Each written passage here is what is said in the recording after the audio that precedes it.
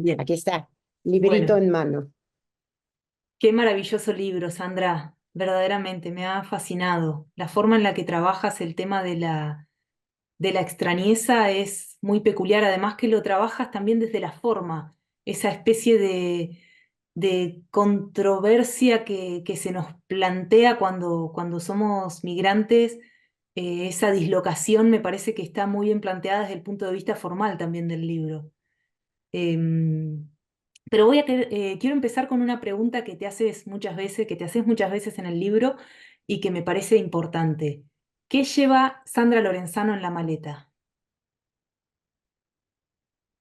Primera, gracias por el interés, por tus comentarios sobre el libro, que me han hecho muy feliz. ¿Qué lleva Sandra Lorenzano en la maleta? Qué pregunta. No que llevaba en aquella maleta hace casi 50 años, sino que llevo hoy. Mm. Entre otras cosas, llevo la maleta que llevaba entonces y todo lo que se ha acumulado después. Yo llevo siempre conmigo esas raíces de las que hablo, esas raíces argentinas de los años 60, 70, los orígenes, los ancestros, las abuelas y los abuelos, pero también el país que descubrí mucho más adelante. Ese país, tuve la suerte enorme de vivir en algún momento de la vida entre el año 88 y el año 90, más o menos, 91, en Tilcara, en la provincia de Jujuy, en el noroeste argentino. Y ahí conocí esa otra Argentina, una Argentina eh, que ya me resultaba familiar por el tema mexicano. Una Argentina muy latinoamericana, andina en ese caso. Eso también va en mi maleta actual, porque me permitió reconciliarme con el país que yo sentía, y era la realidad, que nos había expulsado, que nos había impedido continuar con un proyecto de vida que, que teníamos individualmente y como familia en ese momento, como familia nuclear y como familia ampliada. Y sin duda, en esos dos espacios que muchas veces se mezclan, está, por supuesto, mi vida mexicana.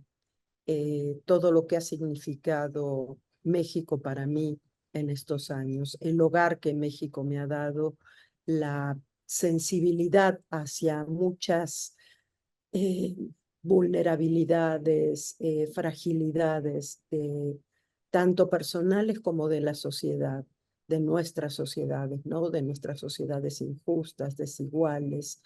Y lo más importante que llevo en esa maleta es el amor de mi hija, el amor a mi hija, ¿no? Mi hija además es la muestra de ese cruce entre los dos mundos a los que pertenezco, ¿no? Hija de un padre mexicano y una madre argentina. Ella sí es la Argenmex por excelencia y es la que hace que yo por ahí lo cuento, ¿no? En el libro, que cuando ella era chiquita hizo un dibujo donde había una casita con raíces. Mira que hay que hacer ese dibujo. Y atrás puso: mami, donde tú y yo estemos, tenemos casa. Y, y ahora que lo pienso, ay, se me pone la piel chinita, ¿no? Porque, porque sí, para mí, donde esté ella está mi hogar, básicamente, ¿no? Pero, pero le da sentido a muchas cosas de las que hablo, y además, bueno, se ha convertido en una maestra de vida, que es lo que tiene que suceder cuando los hijos crecen. Y, y es la que me enseña cómo está funcionando una gran parte del mundo en este momento. Así que eso va en mi maleta, muchos libros siempre, y si tuviera que volver a hacer esa maletita de 1976, Tess, pondría una vez más esos 2 tomos de Juan Cristóbal de Romain Rolland que mis Mm. padres me regalaron a los 15 años, simplemente para no olvidar de dónde vengo y con quiénes me acompañan en este viaje. Qué maravilla, qué maravilla. ¿Sabes qué? Me llamó mucho la atención y ahora con tu respuesta anterior entiendo un poco más la presencia de Héctor Tizón en tu libro, porque a mí me gustaba mucho, cuando vivía en Argentina era como muy fanática de él, pero no conocía mucha gente que lo conociera, no era tan conocido en Buenos Aires. Y quería saber cómo habías llegado a su obra. Justamente por este viaje que te comentaba a Jujuy, cuando, cuando Mariana estaba a punto de nacer, decidimos, su padre y yo, ir a pasar un tiempo a la Argentina. Y en la Argentina nos ofrecieron un trabajo en Jujuy. Yo nunca había estado en Tilcara, porque es donde tiene un instituto de investigación la Universidad de Buenos Aires. Nunca había estado, pero mi madre era una enamorada del norte argentino, como fue una enamorada de México. Ella tenía un corazón latinoamericano avant la lettre. O sea, antes de haber viajado por América Latina, sabía esa hija de rusos que sus raíces eran latinoamericanas, sus raíces por elección, ¿no? Em, y entonces dijo, les va a encantar, vayan. Y fue así, tal cual, nos encantó. Era un pueblo muy chico en ese momento, Tilcara, ahora ya es patrimonio de la humanidad, está lleno de turistas, se ha desarrollado mucho, pero en ese momento era un pueblo de 2.500 habitantes, eh, en casi la frontera con Bolivia. Lo cuento para la gente que luego nos escuche y no sepa de qué estoy hablando. Es un pueblo de la zona andina, de la Argentina, pero con población y geografía que viene de lo que era el Imperio Inca y de lo que son los Andes centrales de Perú, luego Bolivia, y llegan a la Argentina. Eh, y allí, claro, yo hacía trabajo editorial. eh, Aceptamos, entre otras cosas, porque queríamos un espacio, eso, tranquilo, abierto, vinculado a la naturaleza, para esa bebé que había nacido hace muy poquito.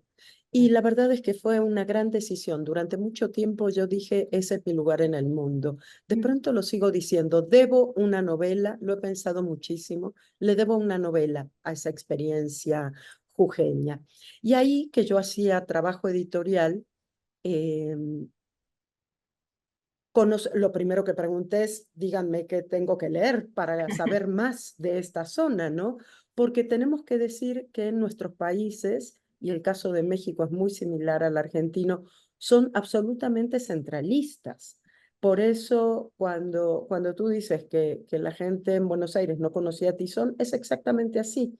Y si lo conoces como un escritor de provincia, Sí, ¿no? totalmente. Que la vez pasada hablaba de cuántos de esos, comillas, escritores de provincia llegaron a vivir, por ejemplo, a Madrid, a España en general, pero fundamentalmente a Madrid.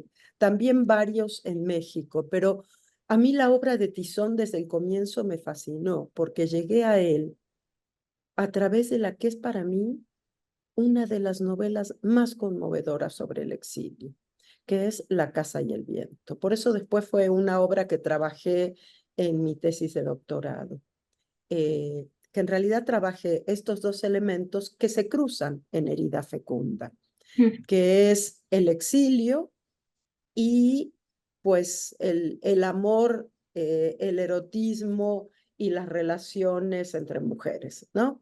Porque era por un lado Héctor Tizón y por otro lado Silvia Moloy. 2 marginales. Uno, Tizón, marginal por su situación geográfica, y la otra marginal, porque en ese momento tampoco se había vuelto una autora de culto como lo fue después Silvia Moloy, sí de culto acotado a un grupo que era básicamente el de las mujeres y lesbianas en general. Pero después se volvió una especie de mito viviente en la cultura argentina, ¿no? Pero era antes de esto. Claro. Y el tema de Tizón en La Casa y el Viento es muy bello porque es el exilio, pero contado antes de salir al exilio. ¿Qué es lo que uno lleva al exilio? Vuelve a ser la misma pregunta y yo debería haberte contestado la primera como el narrador de Tizón. Y ahora hago un resumen de cómo funciona.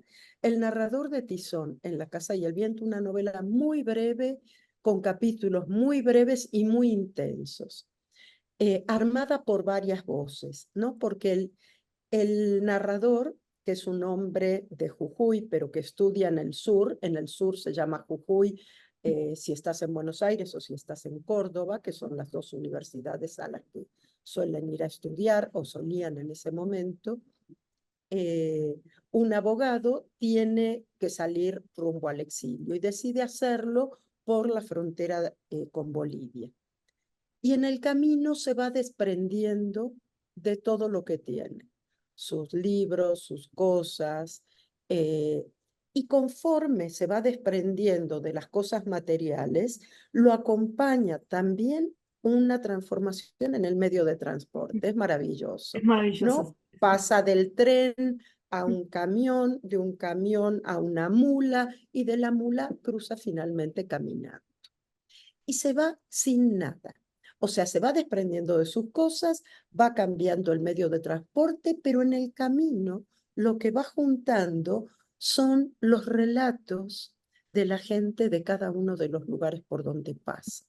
Entonces, lo que él se lleva es la memoria del país, es la memoria de nuestra gente. Y eso es lo que me pareció siempre tan conmovedor de la obra de Tizón, de La Casa y el Viento. Todas sus obras todas sus novelas, sus cuentos son excepcionales, pero esta me interpelaba de manera directa, ¿no? Claro. Y entonces, lo que él muestra en la novela es un poco, no diría la base, pero dialoga con lo mismo que yo estoy contando en Herida Fecunda. Y es, finalmente no hay nada que te puedas llevar eh, que perdure o que valga la pena. Lo que vale la pena lo llevas acá, está dentro de ti. Y siempre lo digo, ¿no? Entonces, claro, por eso decía, ¿qué hay en mi maleta? Pues esas historias, esas raíces, mi memoria argentina, mi memoria mexicana. Y si tuviera que elegir un objeto, elegiría seguramente esos mismos libros que me acompañaron. Eso me enseñó Tizón.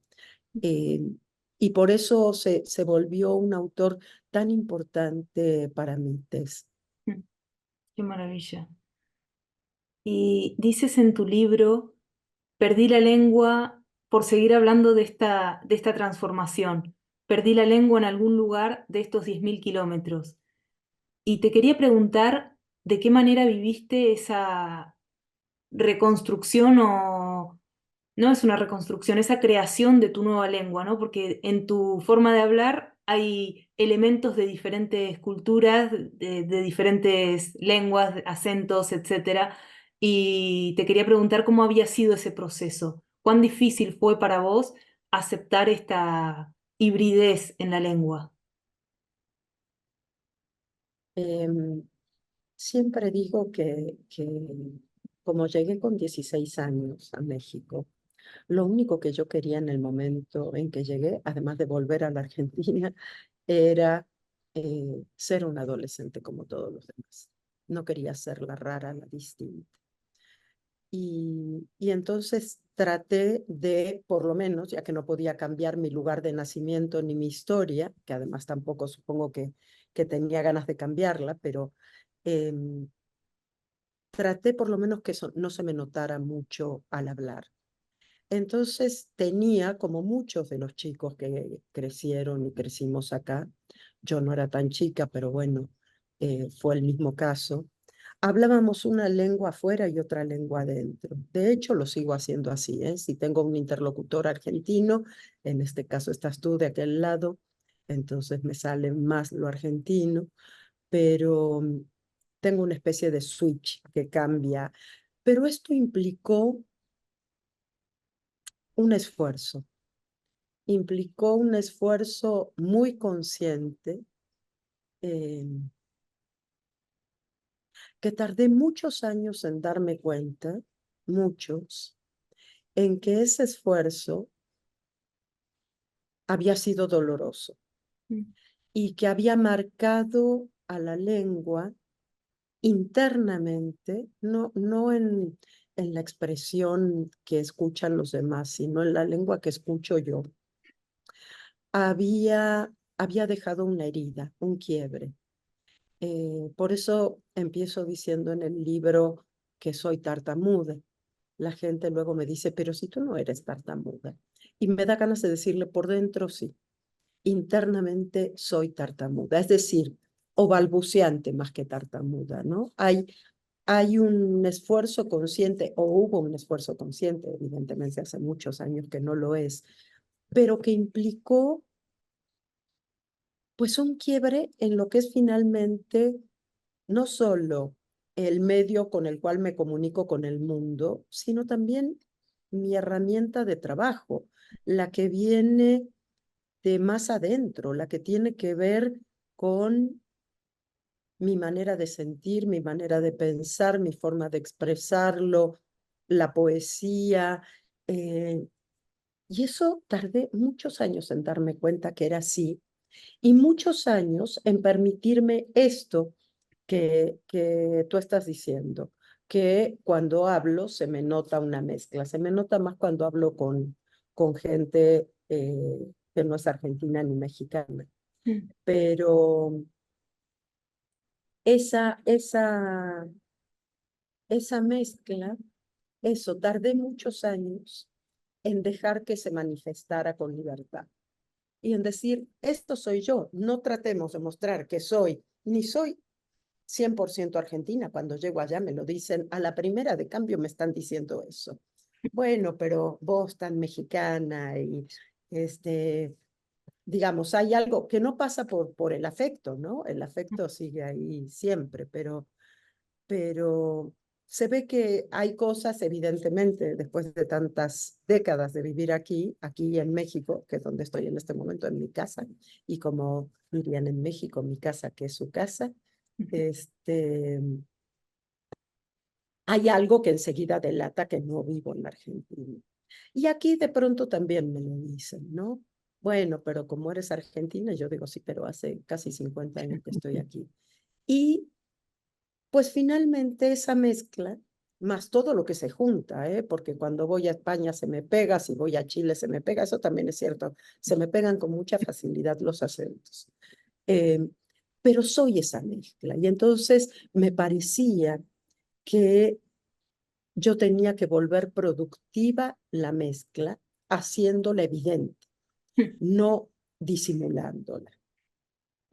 Sí, soy esta mezcla y, y me gusta, eh, ya que estoy en este dislocamiento, para usar otra palabra que es importante en el libro, en herida fecunda, ya que soy una persona dislocada, o múltiplemente locada, o sea, sé que no existe, pero ubicada o como queramos decirlo, pero me gusta locada porque tiene una parte de locura, ¿no? Eh, si soy esa persona, pues que mi lengua hable con libertad desde esa persona que soy. Eh, Eso es lo que tardé mucho en reconocer y en permitirme y me siento mucho más libre. Supongo que también tiene que ver con el paso del tiempo, con que ya soy una mujer, eh, pues con una cantidad de años suficiente como para sentirme quizás o darme permiso de ser más libre, ¿no? A lo Mm. mejor cuando una tiene 30 años es más difícil, ni digamos cuando tienes, no sé, los 16 que tenía cuando llegué. Pero a esta altura hace muchos años que eh, hubo como un momento, ¿sabes, Tess? Un momento de transformación o pero no de transformación, como de apertura, ¿no? Es un momento que atravesó la lengua, que atravesó el erotismo, que atravesó mi vida en muchos sentidos. Fue como un momento en el que una especie de epifanía me llevó a pensar esto, que ahora lo digo de manera rápida y sencilla, aunque a lo mejor me estoy extendiendo demasiado, pero que implicó eso, como una especie de apertura de compuertas. Y lo viví así, ¿eh? Lo viví así con mucha felicidad, mucha libertad, supongo que un poco de miedo también. eh, y, y fue cuando empecé a escribir. Es decir, cuando empecé a escribir ficción. Cuando empecé a escribir poesía había escrito siempre, pero ficción empecé a escribir en ese momento. Hasta ese momento yo quería escribir ficción, pero todos mis intentos de escritura se iban más bien, de manera muy libre hay que decirlo, que siempre tuve que pelearlo mucho al ámbito académico, ¿no? Pero bueno, claro, estaba terminando la carrera, o sea, había una serie de cosas que había que hacer, como una tesis, artículos, y de pronto cuando se da esta apertura de compuertas, nunca lo he contado así, ¿eh? Quiero decirte Lindo. que tus preguntas hacen que lo piense desde otro lado. A partir de ese momento, digamos que tuve mucha mayor certeza en ese balbuceo, si es que eso es posible. Qué interesante, Sandra. Me parece un tema muy importante para conversar entre las personas migrantes, porque sobre todo entre las escritoras y escritores, porque creo que la transformación que vivimos en el habla cotidiana muchas veces no podemos aplicarla en la escritura. Y creo que es un problema bastante importante, al menos para mí lo fue y lo sigue siendo un problema diario, digamos, de trabajo diario. Y me parece muy interesante esto que contás. Hablas en tu libro que decís que la poesía y el cuerpo de la mujer amada han sido como dos asideros en los momentos de extrañeza. Y te quería preguntar por la importancia del deseo en la escritura de la memoria. Sí, me parece que por lo menos en mi caso son elementos inseparables, indisolubles. Eh, Primero, la escritura surge del deseo. Y cuando hablo de deseo, en este caso no estoy hablando de deseo amoroso, de deseo erótico, ¿no? El deseo lo cubre todo. Sin deseo no habría escritura. Ese es un primer elemento que me parece importante. Por eso reúno estos dos, tú los llamaste asideros, yo los llamo talismanes. Es eso que me acompaña cuando me siento a escribir. El deseo de escritura, eh, por un lado, la memoria y demás, y el deseo amoroso por otro lado. Y el deseo de escritura, yo hablo de la palabra poética normalmente, pero la palabra poética en sentido amplio, ¿no? No es que solo, no estoy hablando del género poesía, sino de, pues, la palabra que se carga de un sentido simbólico, metafórico, que busca una mayor profundidad, que busca una conexión entre mi propio interior, o hablemos en términos generales, el de las y los escritores, y aquello que sucede fuera de cada uno de nosotros.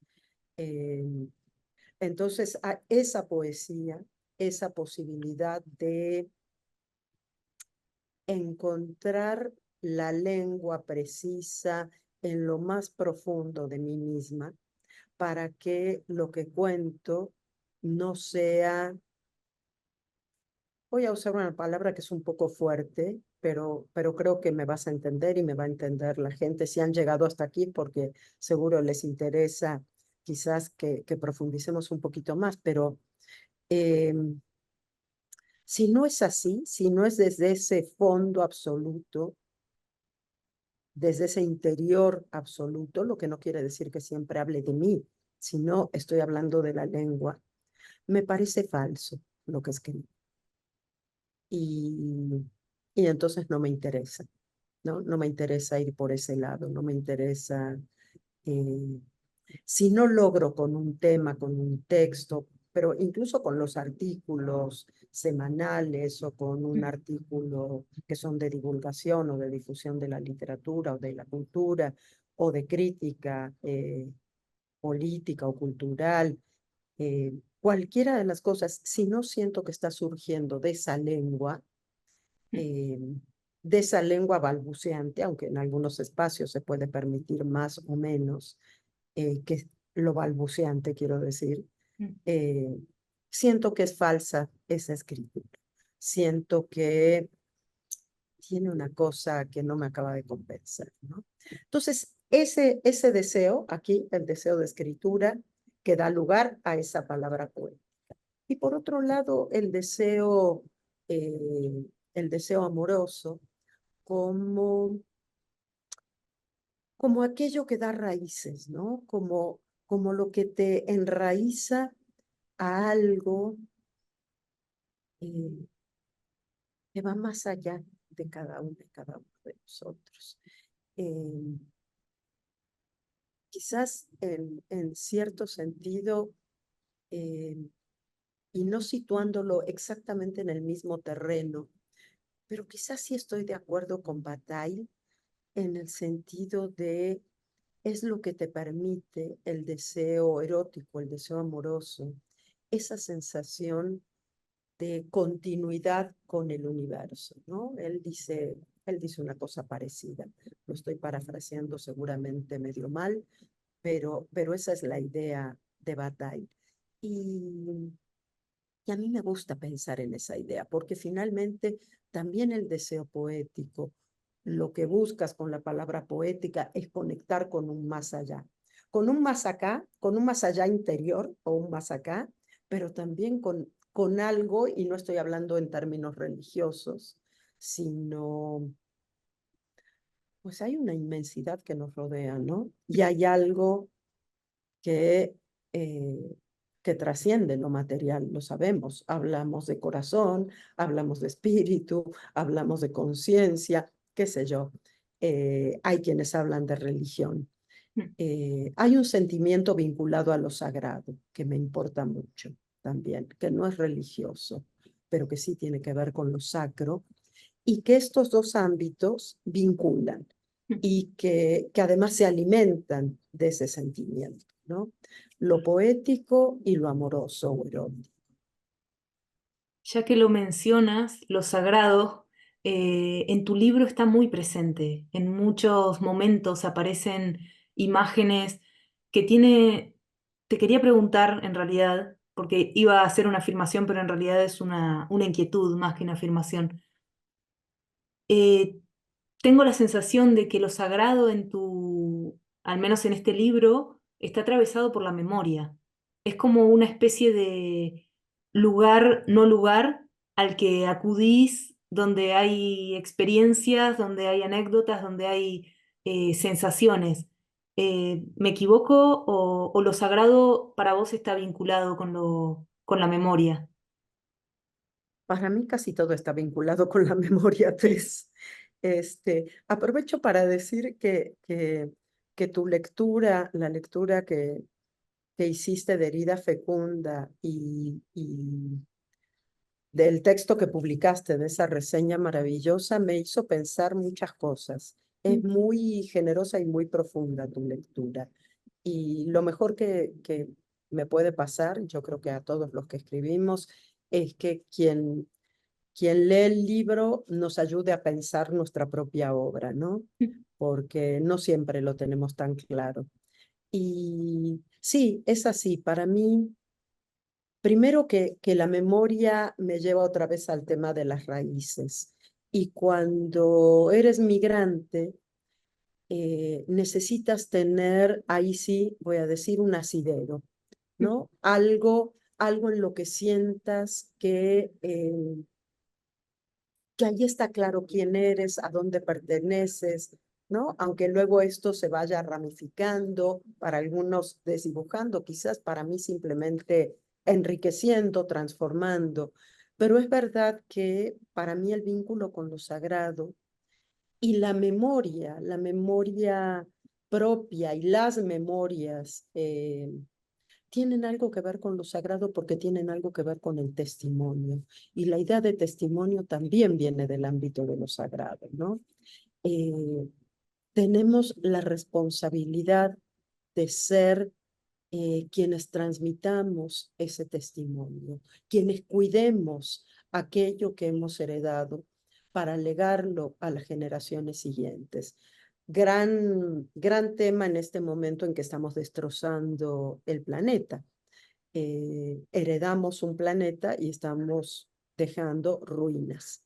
Pero no me voy a meter en ese tema, que no es el tema además del libro, eh, pero sí como legado, no solo la memoria familiar o la memoria de la tribu, sino la memoria de una tribu que se amplía, ¿no? Un poco como el narrador de Héctor Tizón. Y me parece que sí, que ahí hay una suerte de, ¿cómo llamarlo? Eh, responsabilidad ética por el cuidado de esa memoria que heredamos. A mí me entristece y, y pienso que es algo que no tendría que pasar. La cantidad de veces, y seguro te pasa a ti también, que ahora ya casi no hay álbumes, ¿no? De Mm, fotos, pero yo me acuerdo cuando veíamos los álbumes de fotos, sobre todo con una de mis abuelas que tenía su caja de los recuerdos y sacaba fotos, y heredamos esas fotos y los álbumes, cantidad de fotos que no sabemos quiénes son. mm, Son fotos vinculadas a nuestra historia, a nuestra memoria.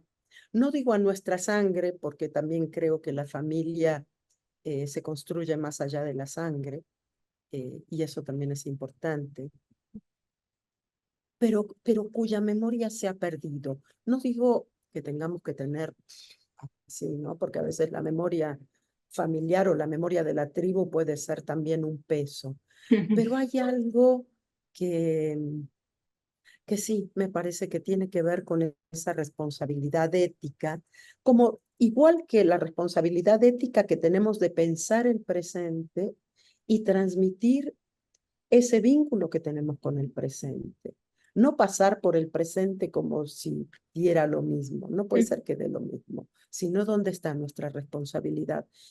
Y ahí quizás lo más sagrado es que tenemos la responsabilidad de ser humanos, ¿no?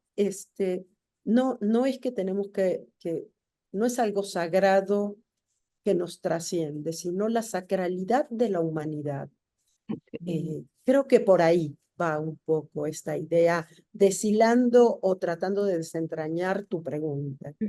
Muy interesante. Me parece una forma maravillosa de entroncar lo sagrado con la experiencia Mm, física e íntima, ¿no? Así que, bueno, Sandra, nos quedamos sin tiempo. Te agradezco un montonazo este rato.